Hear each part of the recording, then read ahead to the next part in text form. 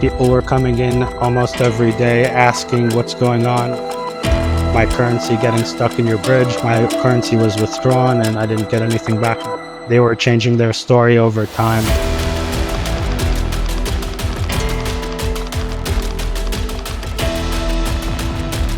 Not only are they withholding the native Kaspa, but they could also be minting tokens and draining the liquidity.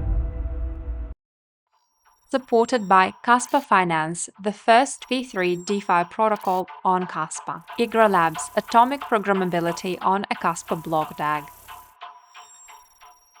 Today, I'm joined by CatDog. CatDog, good to see you again. Nice to see you. Thanks for having me on. Awesome. CatDog, I wanted to have you over to discuss what went wrong with ChaingeFinance. Now, some people might not be aware of ChaingeFinance was Kaspa's first custodial bridge. It was built to move native Kaspa in and out of different blockchains. Initially Ethereum and later on added BNB and Polygon. It worked fine for a year and a bit, but suddenly late last year, users reported of failed withdrawals, and later on value of WCAS, the wrapped Kaspa, depegged to something like 3 cents when Kaspa was trading at 10 cents. And ChaingeFinance paused the bridge entirely. So I wanted to have CatDog over to discuss his deep dive on ChaingeFinance. So CatDog, let me start by asking how much time you actually spent on looking at ChaingeFinance. I spent probably a couple of weeks at least of effort looking at the transaction analysis and analyzing their different statements. They had a Telegram where they were kind of trying to control the flow of information, and people were coming in almost every day asking what's going on. Why is my money, my currency getting stuck in your bridge? I tried to swap one asset for another, but it's just stuck and nothing happened. My currency was withdrawn and I didn't get anything back in return, which was quoted to me from the app. And almost every day, new people were coming in and saying what's going on. And the moderators were giving very strange statements saying things like, everything's fine, we'll process your transactions, just give us some time. And even the CEO was coming into the chat and making different claims, and we can go through some of those statements that they made about their reasons. They were changing their story over time. Yeah, no, I know you've put together a presentation for us, a lengthy one, in fact, around 40 slides, as you mentioned before the recording. But quickly, though, I mean, it was a big event for Kaspa, right? Like, people lost roughly, according to my, little bit of investigation I did, roughly around 330 million Kaspa that got rugged by the Change bridge. Now, obviously, I want to go through your slides you put together, but yeah, I mean, it was a lot of Kaspa that got stuck in the bridge, right? Yeah, that's right. So most of it was on the Ethereum side. They had the wrapped Kaspa there. So the way it was meant to work was that you could take your native Kaspa, put it into their address, technically, that they have disclosed different addresses on cast.fyi and the Explorer, so you know which wallets belong to them. And we traced individual bridging transactions. So we see when it gets locked, and then it gets minted on the Ethereum side, for example, the wrapped Kaspa. And by analyzing their UTXOs of their wallets on the Kaspa side, we traced recursively over time several hops down and found that they were offloading it to centralized exchanges. So a lot of it went there. And this is ongoing with mints taking place on Ethereum. So the supply on Ethereum was increasing while they were still liquidating. So people didn't know that. And some people were bridging or buying the wrapped Kaspa with the expectation that they would be able to redeem it onto the native Kaspa side. But they kept saying, Change kept saying, we'll open the bridge. It'll be right around the corner within 10 days, within a week, and things like that. And they left the application open. So more and more people were depositing in, and they didn't know there wasn't even a warning on the application. So yeah, a lot of people were left in the dark about that. It's just crazy to see that happened. with a trusted source like, ChaingeFinance came to Kaspa, I believe, in 2023. They were around for some time, right, before this happened. That's right. And they were also promoting their services for swapping different KRC20 tokens. So around December, I think, of 2024, they started implementing this not.meme platform, which was going to be allowing people to launch tokens and get liquidity provided with their CUSDT, which was a KRC20 token, which they created and deployed. And they created it with a supply of 1 billion units, but they never showed a reserve backing. So they basically printed CUSDT out of thin air. And then they paired it with KRC20 tokens and allowed people to swap temporarily because it didn't last very long. And before that, people could swap KRC20 tokens on the Change decentralized app, the DApp. But then they wanted to port it over to a new platform. And that was one of the excuses they gave for shutting down the bridge. They said, due to security concerns, we have to check all the code and the functionality to make sure it's safe for you users. And that's why we shut down some parts of the swapping, which didn't really make sense because they had a semi-functioning product before that, and they didn't have any major reason to port it to this new platform. Yeah, it doesn't make sense. But why don't we just go through the slides you put together and all the research you've done, and then perhaps we can have a little bit more like deep dive into the research itself. Yeah, that sounds good. So I'll share the slides now. Yeah, please. Okay, can you see that? Yes, I can see it indeed.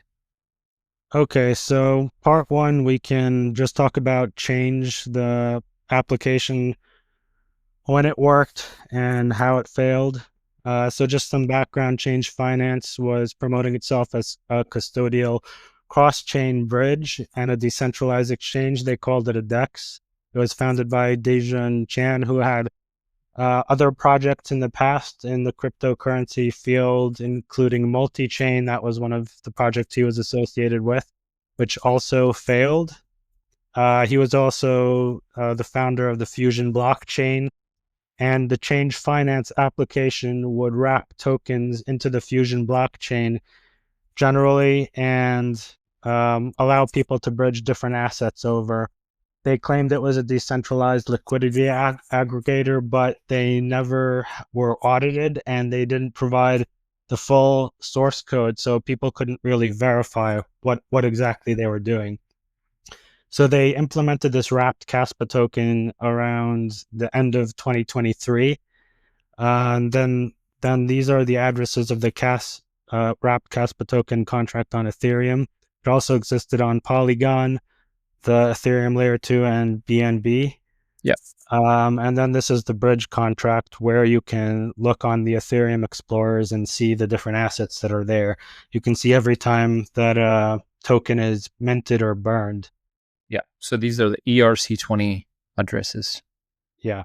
Yeah. So generally the way it worked, the idea was that you would have your native wallet. You can wrap the token or the coin onto the Fusion blockchain or onto Ethereum, and your tokens or coins would get locked on the native side. Then the wrap token would get minted on the other chain, like on Ethereum. And they claimed that they used this technology they call DCRM, which uses decentralized management of assets. And they claimed that there was sharding, so they would split the private keys across different nodes so that it wouldn't be under centralized control, the wallets that were associated with minting and burning. But again, we have no evidence of the details of the implementation, so this could just be marketing, basically. Right. And I think the part you've highlighted is they were a custodial bridge, which is important because, we do a lot of sessions with different wallets, different technologies, and we focus a lot on non-custodial. But this custodial bridge, it's basically means centralized bridge, right? So essentially, it wasn't just a smart contract managing it. It was the people or this company, right? That's right. Yeah. Essentially, it was under their centralized control, and there was, they claimed it was decentralized just for marketing, and people believed it, the ones who used it, unfortunately. So in the early operation around 2023 to 2024, the bridge usually functioned properly where you could wrap the tokens, wrap the native Kaspa onto the wrapped versions. You could interact with different protocols like Uniswap, provide liquidity, and earn fees. But then around the end of 2024, the people started reporting that the bridging from the layer from Ethereum back to native Kaspa was not working. Many people were reporting that their funds were getting stuck and they couldn't recover their assets. But when I talked to people in the community, they were mentioning that throughout Change's operation, even going back to 2023, people were coming into the Telegram and talking about how their assets were stuck in the bridge. And then the moderators would try to process the transactions. And it was occurring routinely, but it wasn't really widely reported. So this was happening ongoing, kind of. And people speculated that it could be because the company was removing liquidity and offering false quotes on swaps. And then they were removing liquidity like USDT on Ethereum, and that was preventing the swaps from taking place and the bridging in different directions. So it could have been an ongoing problem for throughout Change's operation, but it was handled more more routinely in the earlier times. And then in 2024, it was mostly not working. Yeah. So 2023, there were early signs, but 2024, when it became more evident, as you're saying it. Yeah, that's right. Yeah. Okay. And it was promoted by different accounts because people didn't know they had these bad intentions, which it looks like they probably did. Yeah. I mean, how would you, right? This is Kaspa main account, right? Kaspa Unchained. How would anyone know, right? That's the unfortunate part with these things. Yeah, that's why it kind of is a departure from the open source and verifiable nature of Kaspa, which it's a lot different. But people were enthusiastic about integrating Kaspa with other ecosystems, and so they kind of jumped on the train. But there were risks because the technology itself and the software was basically custodial and centralized, like we've been discussing. And then you rely on the operator's intentions, and then you're putting yourself at risk. So again, the marketing, they promoted themselves as distributed control rights management, and then people were reporting the stuck transactions by January of 2025. That was when it was very widespread. And their posts in Telegram, they primarily were discussing in Telegram because that's not used by everybody. It's not as public, that they were preparing imminent fixes. At a certain point, they claimed that some of their wallet addresses were blacklisted, but they never provided the addresses which were blacklisted. They never explained by who was investigating them for money laundering. That's what they were claiming. And then they also claimed that they shut down the bridge due to the migration to the new Not Meme platform. So they were giving different stories. And they were also claiming that they were separate from Not, even though they share public addresses, which were disclosed on different Kaspa explorers. They also shared Telegram moderators. And so it's kind of a misleading story that they're providing. So this is happening on ChaingeFinance Telegram? That's right. This message is from one of the moderators there, and they highlighted some of the statements from DJ, the CEO. Right. Gotcha. So while the bridging process was not working, people were coming in again that I mentioned into the Telegram almost daily, talking about what's going on. I tried to swap this asset. The application gave me a quote, and I thought that when I click on the button and then the swap would take place. So what's going on here? And they left it open for months without any warning, without any public statement on X or anything. That that would have warned people and saved them from losing their funds. That's crazy, man. Yeah. So I was trying to pursue them and disclose to the public what's going on to save people from losing their funds. And in the Telegram, DJ was saying that he has reasons for leaving it open. And some people were trying to arbitrage over different liquidity pools because they monitored the Change bridge address. And when they saw deposits of USDT, then they would try to swap out quickly. So there were people in a different Telegram group who were trying to take advantage of some of this bridge closure to arbitrage and make some money on that. Sharks will come in, right, once they see the blood. Yeah. So in March 2025, DJ said he dares not give an estimated time when he'll fix it, but he will 100% resolve it. And that was back in March. In May, after all the people were complaining, and we started posting on X about different problems. Finally, there were two crypto news outlets which reported on it, and I submitted some information to Protos, and then about a week later or so, they had this story where they talked about the bridge collapse, and Rect News also had an article about it.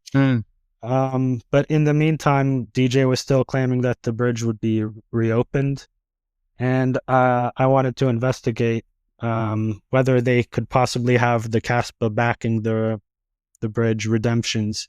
So I started looking into their wallets and investigating that in detail. So this is just another timeline of the highlight of different, basically their communications and how they changed over time. So in April, DJ was claiming that the vaults were blacklisted by bad actors. He's pledging his own $5 million of his own money within a week. That was in April, and it's been more than a week. Then in April to May, there was no fix, and the wrapped Kaspa had collapsed to about 15% of the native Kaspa value. And the reason for that is because the token becomes worthless if you can't redeem it for the native asset. So people lost faith and started selling. In May, I made a post on this calling out their false communications. And that was around the time that the Rect article came out the next day, actually, May 21st. Right. So you were active during this time, because I personally missed all of that because I wasn't involved, but obviously it seems like you were actively involved in this whole saga as it unfolded. That's right. The reason I was involved was because while the bridge was operational, I had bridged a small amount of Kaspa to provide liquidity on Ethereum, just to earn some swap fees. And that worked at the time. Then I bridged it back a short time after, and then later on I bridged again while the bridge was not operational. And I wasn't able to bridge back. And then I went into the telegrams and saw all these problems. I had assumed that it was still operational because it worked with a small amount earlier. So that was the reason I became interested in what was going on. And then I heard from more and more people that there were many assets stuck, not just Kaspa. There were people reporting Bitcoin stuck, Ethereum stuck, USDT stuck. And recently I was trying to track the total amounts which were lost, but actually the Fusion blockchain has been taken offline. The nodes are offline. The Explorer has been taken offline. So they're trying to cover their tracks basically and prevent people from investigating this accurately to hide their wrongdoing. Basically, that's what it seems like. Yeah, that is crazy. That is crazy. I wasn't aware of the Fusion blockchain has been taken down, and also I see why you got involved. So you were providing liquidity on the Uniswap side, or I don't know which DEX you were providing liquidity to. Yeah, that was on Uniswap. It was only for a short time because there wasn't such high volume and it wasn't really a benefit. And then I decided I'd rather just have the native Kaspa, so I went back. Yeah. I see. Yeah, I think this is the unfortunate truth, right? Like people just needed to or wanted to use Kaspa in one way or another. So they ended up bridging through these guys. These were the only guys that were available, and they were pushed by everyone, right? I think there was a lot of chatter in 2023, 2024 that you can bridge it to Ethereum ERC20. Yeah, and then in January, they were talking about, again, this is not.meme. So they claimed that not.meme and Chainge are two separate business entities. But here's a statement from them on Twitter that they posted talking about how they're going to restore the bridge soon, and it's only down temporarily during migration. So that was their reasoning. And it looks pretty faulty because the two entities are clearly intertwined, that they rely on each other's software and liquidity. So in March of 2025, Cast.FYI spoke out, breaking ties with Chainge and Not, warning people not to use their platforms. At that point, a lot of people already had lost their liquidity and it was trapped, and they were trying to get it back and putting pressure on Chainge to restore what they owed to the people, but there was very little progress on that. But it was good to see that the community was speaking out against them finally. And meanwhile, there was a blog post on the Kaspa website talking about ChaingeFinance and how it was going to help the Kaspa ecosystem. So while Kaspa is decentralized, there were some messaging from the website and different marketing people involved with Kaspa about how it was a good thing. And that led some people who I talked to give more trust to this whole platform of Chainge, unfortunately. And we can't really blame the people who were doing the marketing. They just believed what they were told. But yeah, it's tough. It's tough. It's not a clear cut, right? Like if people did not know, then you just don't know, right? You just assume these external parties that are coming in are honest. So now we can move on to looking at the on-chain evidence and some of the transaction analysis that I was performing to look at their Kaspa reserves.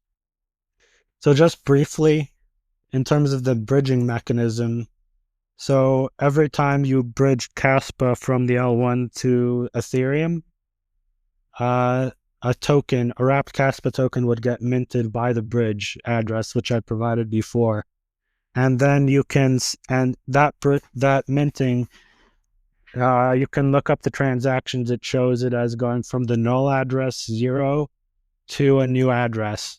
So you can track these transactions of transfers from the null address to a real address. And on the way back, when it gets bridged back to the native Kaspa, then the wrapped asset gets burned.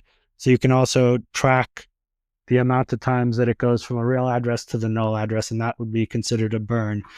So this plot here shows the mints and the burns on the Ethereum and the Polygon L2 of the wrapped Kaspa asset, and you can look at the spikes, and both in terms of the mints and the burns.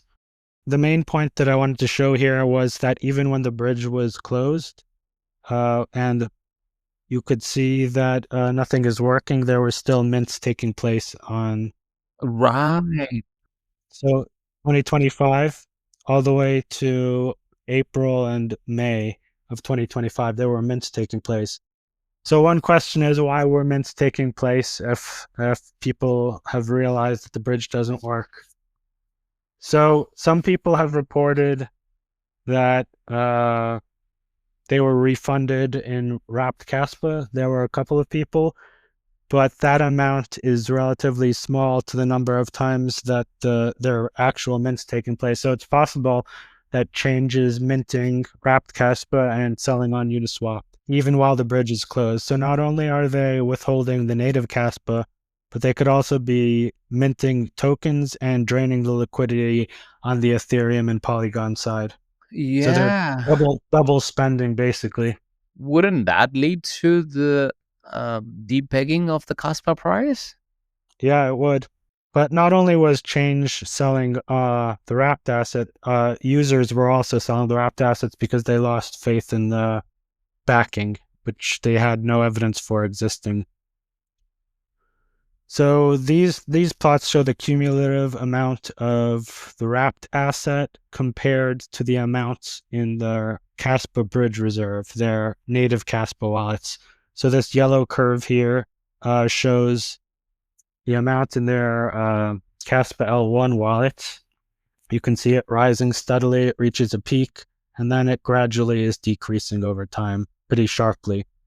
And when you get to around the end of 2024, the amount in their wallets is basically zero, no reserve backing anymore.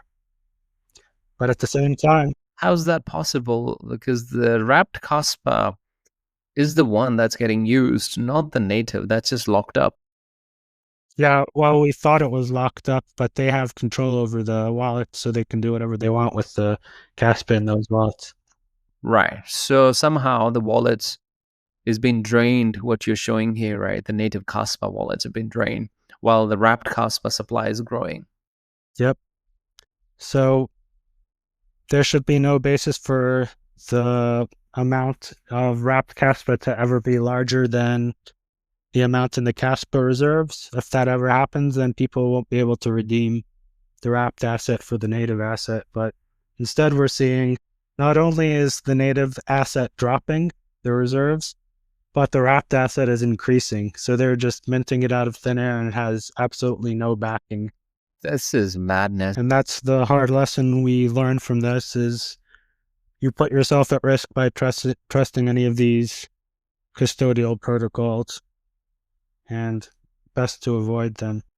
So here I'm showing the price of the two of the wrapped Kaspa and the price of native Kaspa. So this orange trace here is the price of native Kaspa. The blue is the price of the wrapped Kaspa using the Ethereum pool, which was the largest liquidity pool. I got the data from CoinGecko for the full time frame here. So around 2025 is when you see this big price divergence, and that's around the time when the bridge was not allowing redemptions.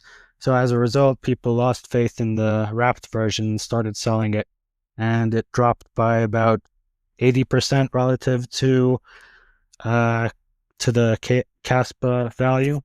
The worst case was around 91% price deviation.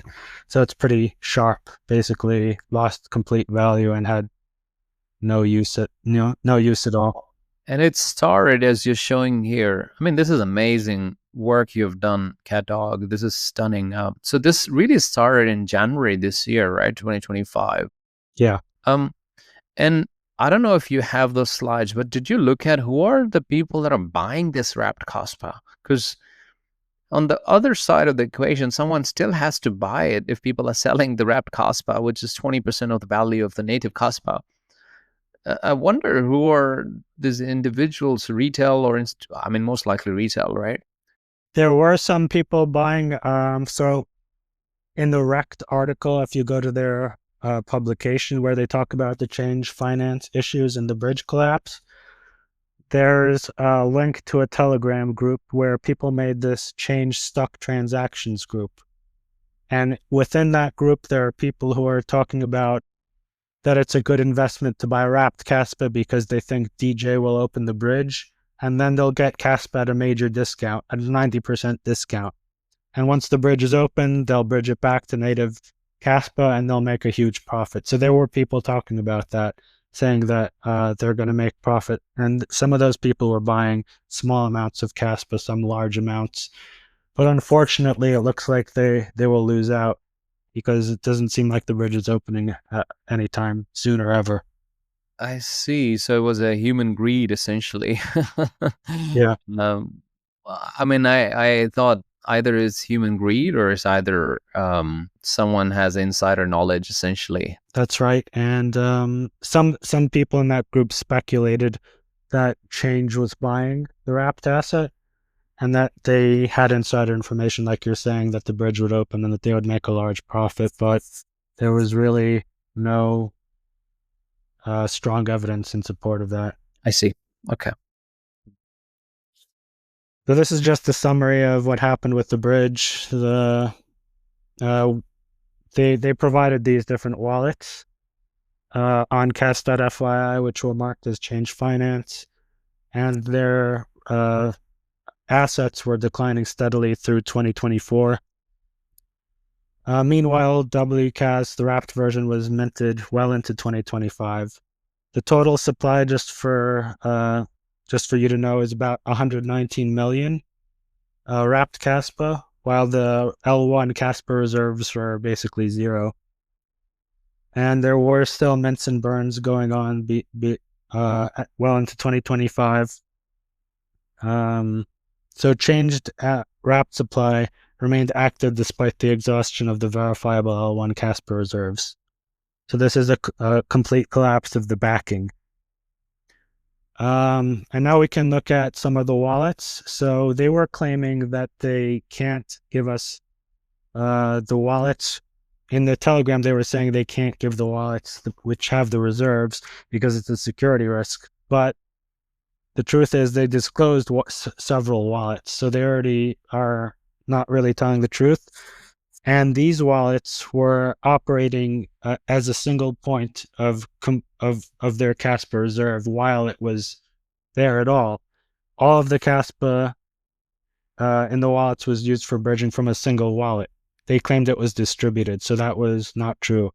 So from this period between 2023 and 2024, this shows the balance in the wallet, the single wallet. In January of 2024, they moved 57 million Kaspa from their disclosed wallet into a fresh wallet, which was not disclosed. And that address is shown here. And from that point on, the bridging transactions took place through this wallet, shown here, QQ9ZAG, that one. Eventually, the Kaspa was, I call that wallet the vault, but it was eventually moved to another wallet by September of 2024. And that's around here. And then the question is, what did Chainge do with the Kaspa that was in their wallets, which were supposed to be the reserves for the bridging processes? So I started to run an investigation. I took as starting points the 3 wallets that they disclosed, as well as the Vault wallet, which had the 57 million Kaspa in it. And I used the Kaspa REST API to recursively trace UTXOs from the known wallets up to 4 hops away. So I calculated the inflow, the outflow, exclude self-transferred transfers, and I stopped the recursion if the UTXO arrived at a centralized exchange. I see. So I was trying to see, could they have liquidated their Kaspa or sent it off for sale? That was essentially, and all the code is provided on GitHub. So anyone can run it themselves and verify, look for errors in the analysis, and make adjustments to the code so they can verify for themselves. So this plot here is showing the outflow to centralized exchanges from the Chainge wallets as a function of threshold. So what I mean by threshold is the minimum % of inflow into a wallet from a known Chainge wallet. So if you go all the way up to 100%, that means that all of the Kaspa within the wallet was funded through a Chainge wallet, a known Chainge wallet. So we can be pretty confident that Chainge controls that wallet. But if the threshold is down at 80%, that's still a very high amount of Kaspa relative to the total amount of Kaspa in the wallet. So it's still pretty high amount of Kaspa relative to the total amount and it means it's likely that Chainge controls those wallets too. But as you go up the threshold, the higher the threshold, the more likely it is that Chainge controls the wallet. So I plotted the amount of Kaspa that went to centralized exchanges as a function of this threshold. So at the right side, we have the most confidence that Chainge controls those wallets. And at that level, it's about 90 million Kaspa offloaded to exchanges. And at the lower threshold of 80%, it's about close to 350 million Kaspa into the centralized exchanges. So somewhere between 100 and 80%, it's likely that Change controlled those wallets. And yeah, just depend. I mean, it's behavioral and probabilistic analysis. We can't say for sure did Change control the wallet at 80%, but Yeah. if 80% of the Kaspa is coming into from Change controlled wallets, then we can that's the confidence that we'd have that Change controls those wallets. Whereas at 100%, it's pretty definite that they do. Yeah, yeah. So what you're saying here is you went recursively from the one wallet, well, three wallets, you went recursively 4 hops to see where that Kaspa went, right? And then you saw that majority of that Kaspa ended on centralized exchanges. Is that sort of what you're showing here? Yeah, that's the bottom line. Yeah, 119 million is the outstanding amount of wrapped Kaspa across Ethereum, Polygon, but the native Kaspa could be a lot higher that they accumulated. They didn't only accumulate from bridging, they also got bridging fees, which was in native Kaspa sometimes charged. They also got swap fees from Not while it was operational. They got swap fees from the Change app as well. So they could have accumulated a lot more than the total amount of wrapped Kaspa. Okay, all right. But now what we're saying here is probabilistically, it's somewhere between 100, what, 80 million, something like that, 80 million to all the way to 320, 330 million that could have gone to Yeah, centralized exchanges. yeah, that's right. So I have to give ballparks here and see how it depends on this threshold because we don't know for sure the exact amount. And we can't say for sure which wallet is owned by them. If it has 10% of the Kaspa inflow is from Change, then we're less likely to say that it's controlled solely by Change. But if it's 100%, then we're certain. Yeah, and we will never know this, right? This is just a probabilistic hypothesis you're doing here. Yeah, unless we subpoena them and get them into a court, we can't know the intentions of the people operating these wallets. We can only make guesses and educated guesses about it. Okay, so here I'm showing some of the flow map. So at the center, we have 2 of the Change marked wallets. And these rings show the different hops as the Kaspa is moved from the Change controlled wallets to the exchanges. And there are many wallets involved. We know Change had programmatic control of infrastructure and setup. They were creating wallets and using them temporarily many times through their normal operations, but they had the ability to do this offloading programmatically as well. Right. I really like this flow map. It's just beautiful. I don't know what I'm looking at, but it's beautiful. Could you please explain what am I looking at here? Yeah, so at the center we have 2 wallets which we know belong to Change. These are disclosed by Change. And then the lines show some of the Kaspa flow to other intermediate wallets that are these blue circles here. And then the next level is how the first hop transfers Kaspa to the next hop and to the next hop, and then finally to these red circles are the centralized Okay, exchanges. got it. Cool. So it's just showing the flow from the Change controlled wallets to the centralized exchanges through these different intermediaries. Right. That's very clear, very clever, but also very clear to visualize this way. Yeah, it's just to help visualize some of the structure and the wallets involved. And all of the information is available through the data, so it could be rebuilt by anyone. So now I can move on to some of the community fallout and the indicators of their wrongdoing, which were, in retrospect, there were signs available. People could have thought about it before, including myself and others who were unfortunately taken advantage of. So this post I updated the community about the investigation that I was just describing. At the 85% threshold, it was 332 million cash sent to Mexi and disclosing the evidence. So a couple of days later, Chainge posted this response, and they called it misinformation and speculation. And they're claiming that the liquidity injection process is actively underway in May of 2025. Now it's November, and it still hasn't reopened or completed. CatDog, I wanted to ask you, do you actually know what really happened with this liquidity event? I mean, they've been claiming there was a liquidity event on their side, right? That led to this pausing of the bridges and the total collapse, right? But do we really know what really happened? Well, we know what they claimed happened. I could go back to the slide here talking about from not.meme. So they were developing this not.meme platform while the bridge was already closed. Initially, not.meme worked a little bit where it would allow swaps between their CUSDT, their Change USD, their version of the US stablecoin. They said that it was a security consideration that they had to shut down certain swap pathways. Later, they also said that wallets were blacklisted and they weren't allowed to move assets in those wallets.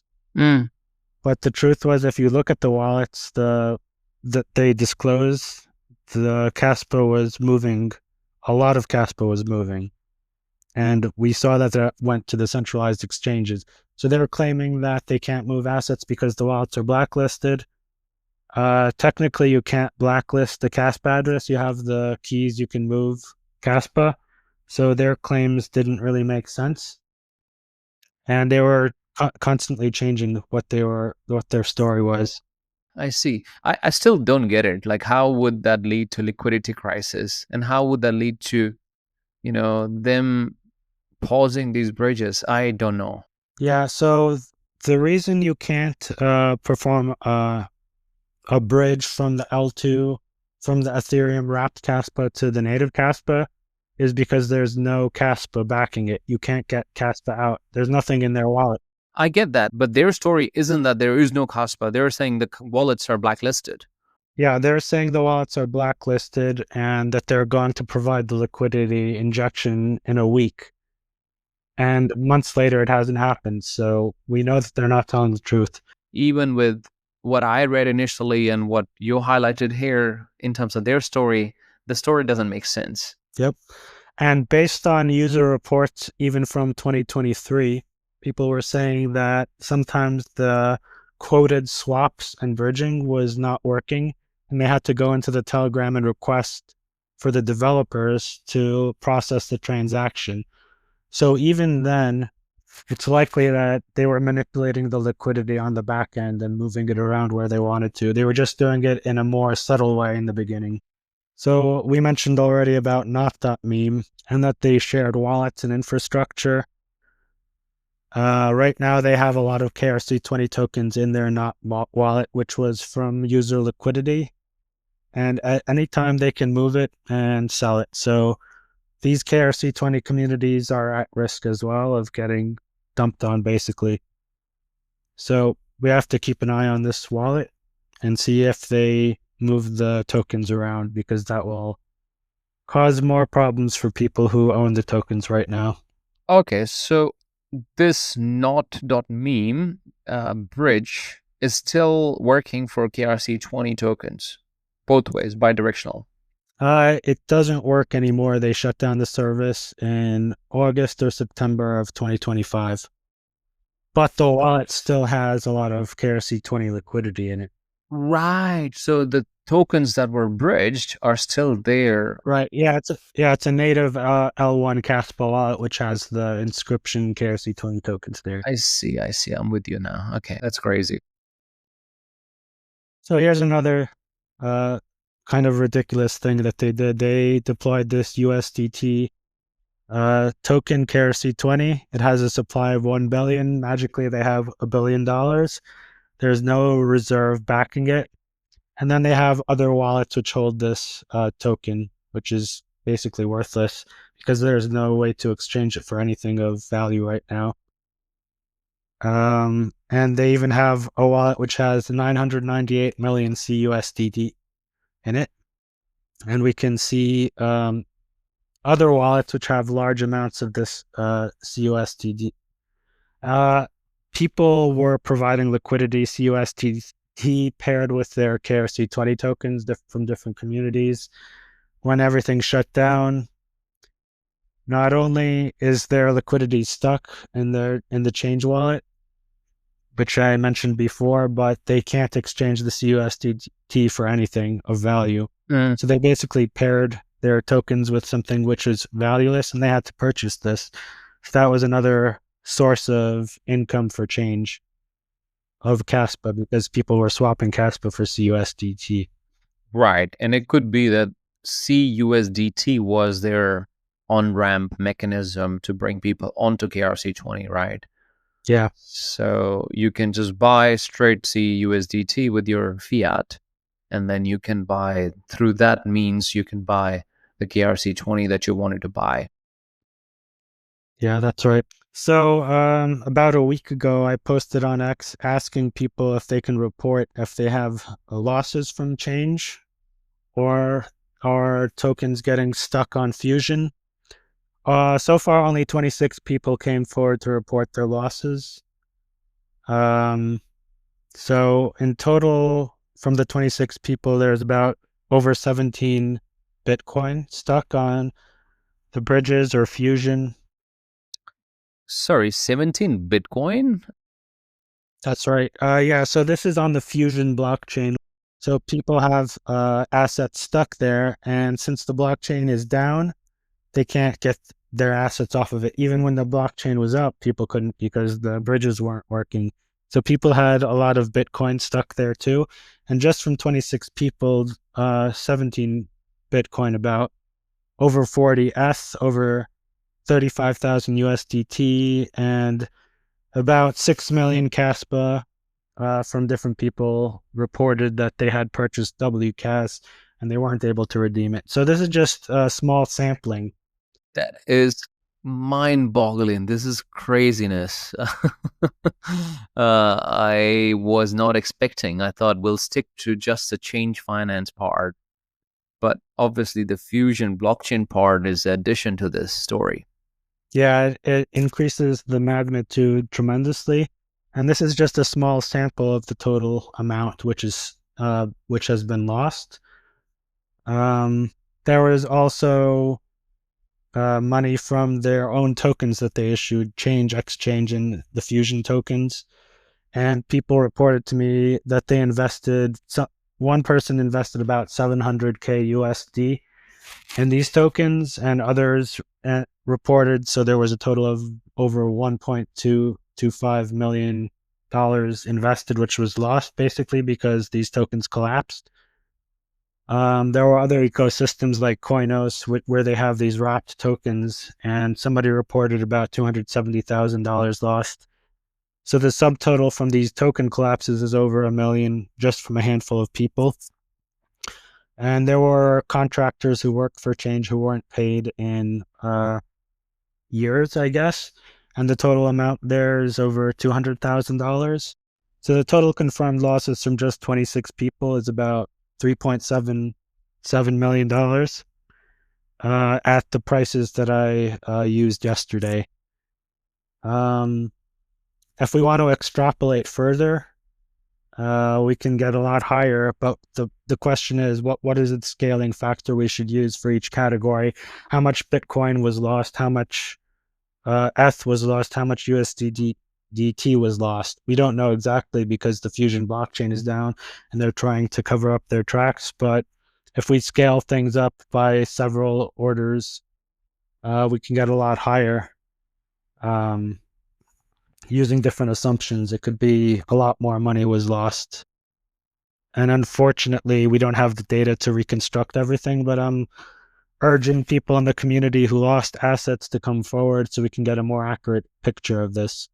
What's your view on the bridges as a whole? Because obviously, bridges have been around in crypto for a long time, right? And bridges is the weak link, as we all know, and we have discussed that plenty of times already on the podcast, and we're going to continue to discuss that. But bridges are important as well. Like, there is a trade-off. So what's your take so far going through this, your personal story, but also this investigation? These are bad actors, and there could be good actors. They could be telling a good story, and they might actually have good intentions. And maybe one day they'll change their mind and say, look how much we have access to. We have full control over it. Since we have access to it, we can do what we want. We can make excuses. People who have good intentions might get tempted into doing something wrong if they have the ability to do it. So if you're putting yourself at risk by trusting them, maybe you shouldn't. So yeah, I wouldn't trust bridges unless they can show full reserves for all assets at all times, and they're doxed and they're known. But even then, DJ Chan is known, so it's not a guarantee. So I wouldn't trust any system which is basically under the control of an individual or a set of individuals who can do whatever they want. And you have to trust the protocol itself if it's proven and verified. Yeah. Trust the protocol, I think. And obviously, just expect the worst. I think if you've been in crypto long enough, you probably have seen exchanges failing, technologies failing, so just be ready for it. Yeah. So coming back to this, just a summary of the amount of Kaspa that could have been sold was the US dollar value could be between about 5 and 66 million. If the sale price range was between 5 cents and about 20 cents during that time period when the sales were taking place, the estimated amount of Kaspa via MEXC was 90 to 332 million. But the global impact could be higher because of the extrapolated user side losses, like the Bitcoin, USDT, other assets, which were stuck on Fusion. So in total, it could be 25 to 100 million, just a rough estimate, but we'd like to get more accurate if possible. But since the Fusion blockchain is down again, we can't get exact information. But it was a major amount of money that was extracted, regardless. So where do things stand now? In late 2025, which is now, only a few people have confirmed refunds, but these were wrapped assets, which are mostly worthless. DJ is still providing misleading, and I might say mocking statements, like he's making jokes. Here's one of his statements from August. He said, "Good news, the check for the first tranche is in his agent's hand. He thought it would be crypto, but it turned out to be a check." So he's talking about paper checks that he will use to provide liquidity and to restore the bridge and get people back their money.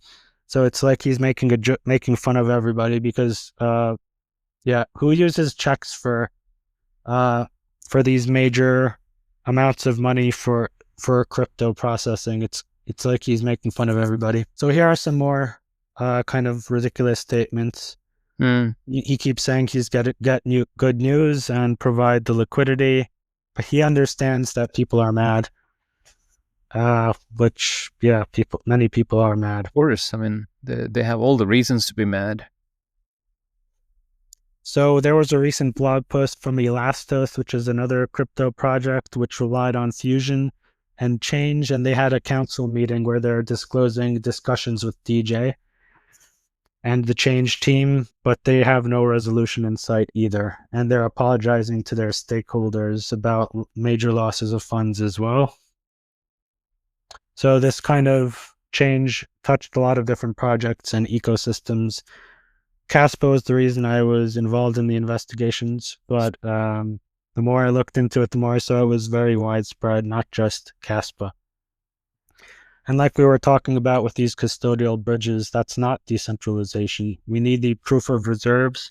We need protocol level verification. And when a application is running, allowing users to deposit money, but there's no warning, that's a major problem. And you shouldn't trust the people. at one point in this investigation, it came up that we asked Zach XBT, who usually relies on grants and funding from the ecosystem to support his investigations, and he wasn't interested in helping with this because there weren't funds. So I think the Kaspa ecosystem could benefit from dedicated teams that investigate these types of scams to keep people in check. With VProgs and the L2s available now, some of these types of scams could increase in number. We haven't seen major ones so far other than Probify. If people have lost, then I would urge them to report to authorities. Depending on where they live, there are different authorities to contact to publicize what they lost and to put pressure on DJ and Chainge to return what was taken from the people.